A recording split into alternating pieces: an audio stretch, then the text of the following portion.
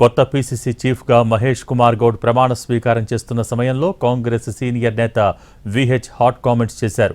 30 ఏళ్ల నుంచి పార్టీ కోసం పనిచేస్తున్న వాళ్లకు ప్రాధాన్యత ఇవ్వాలన్నారు విహెచ్. తాను కొత్త వారికి వ్యతిరేకం కాదన్నారు. కొత్త పాత నాయకులు కలిసి పనిచేసేలా మహేష్ గౌడ్ చూడాలన్నారు విహెచ్.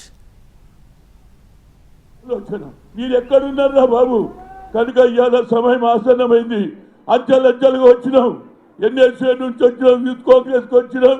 ఇవాళ నువ్వు పిసిసి ప్రెసిడెంట్. అదేవిధంగా కింది స్థాయిగా ఏ కార్యకర్త 30 ఏళ్ల నుంచి పనిచేస్తున్నాడో వాళ్ళకు సరి అయిన స్థానం ఇవ్వాలి. ఇవాళ కొత్త వాళ్ళకి మేము వ్యతిరేకం కాదు, కానీ పాత వాళ్ళకు కూడా న్యాయం జరగాలి. ఇద్దరిని కలపాలి. ప్రతి జిల్లాలో తగాదాలు ఉన్నాయి. అది నీ పైన గురుతరమైన బాధ్యత ఉంది. మంత్రులు కూడా దయచేసి తప్పనిసరిగా కార్యకర్తలు వస్తే ఇవాళ ప్రభుత్వం వచ్చినంత ఆశలు ఉన్నారు. లోకల్గా ఇబ్బందులు పడుతున్నారు. వారికి ఏదైనా న్యాయమైన కోరిక ఉంటే వారు చేయాలి.